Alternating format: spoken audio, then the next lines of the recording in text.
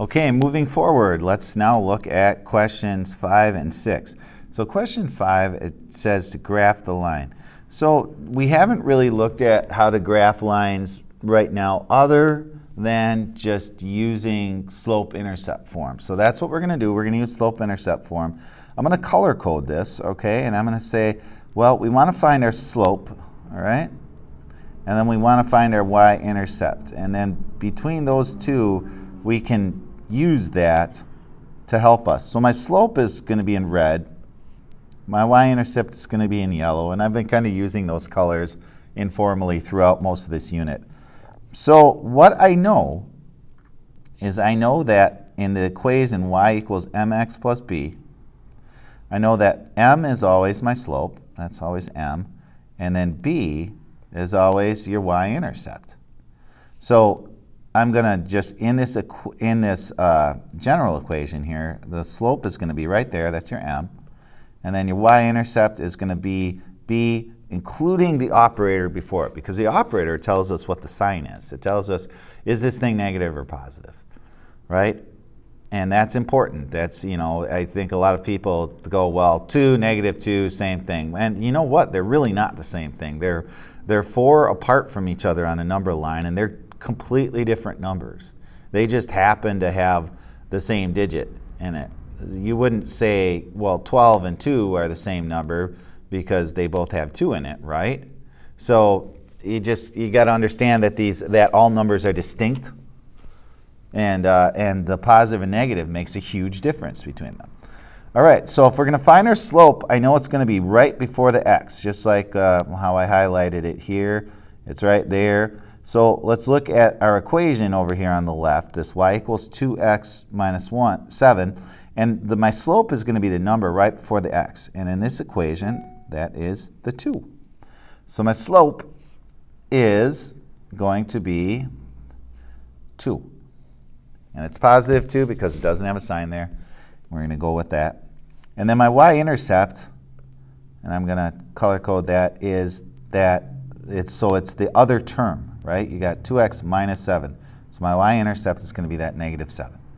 And so my y-intercept is negative 7.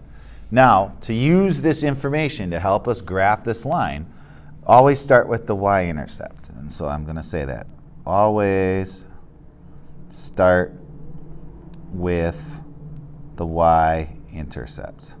All right? So my y-intercept is negative 7. That means that on the y-axis, I'm going to go to negative 7 and I'm going to put a point. I'm going to plot a point. So that would put me down right there. Right? It's kind of an ugly looking point there, but there it is. All right? And then now we are going to use our slope. All right? And then you use your slope starting from your point. Okay? So I'm going to start from that point and I'm going to use my slope. And the way you use your slope is if you have a slope of 2 and it's positive like that, that means that you go up 2 and then over, and then I'm going to put to the right 1. And the reason you go over 1 is because I can write 2 as a fraction of itself over 1. Right? Because slope is understood best as a fraction. Because your top number of your slope, right? Your top number is how much does this thing go up or down versus how far does it go over from left to right. So if I start from my point, I know that I'm going to go up 2 and then I'm going to go over to the right 1. So I'm going to do that. I'm going to go up 2. I'm going to do this in red. Go up 2 and then I'm going to go over 1 and then I'm going to put a point. And then just to prove a point, let's do it again. All right, so let's go up another 2 and over 1 and then put another point there. And that gives me that right there. And what we're going to do is we're just going to draw a line that goes through these. Try to make it as straight as possible. That's pretty close. Try to use as much of the graph as you can. And then that is the equation of the line y equals 2x minus 7. So I know it looks pretty good to me because it goes through negative 7, which is your b, right? And it's got a slope of 2, which means that it's positive, it's going up, and it's going to be a little more steep than a regular 45-degree angle, right? So there you have it. Let's try another one. Okay, graph this line. So we're going to do the exact same thing. So I'm going to not talk through this one as much, but I'm going to color code my stuff here. Here's my slope, and then here is my y-intercept. All right, and so I'm just going to say my m is equal to -3/2, and then my b, which is my y-intercept, is equal to +2. Okay, so let's do our y-intercept first. All right, so do this first.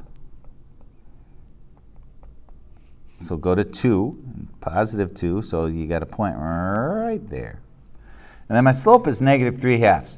So when you have a negative slope, all right, when you have a negative slope, what you want to do is move the negative sign into the numerator. So we're going to assign that to my up or down. So -3/2 written like this becomes -3/2. They're equivalent expressions. They mean the same thing. It doesn't change it numerically at all, but it does change it how we look at it. Because now I know that means I'm going to go down 3. All right, so that's kind of huge, right? We're going down 3 now. We're not going up. We're going down 3, and then we're going over to the right 2. And you're always going to the right. So let's go over to my point that we made, and we go down 3. So that puts me, if this will work, which would be great if it did. That's going to put me down here, and then over 2 puts me right over there. Let's put a point, and then believe it or not, you can actually graph anything with just 2 points. Okay, you don't need any more than that. So let's draw a line that goes through these, sort of. Have it take up as much of the graph as possible.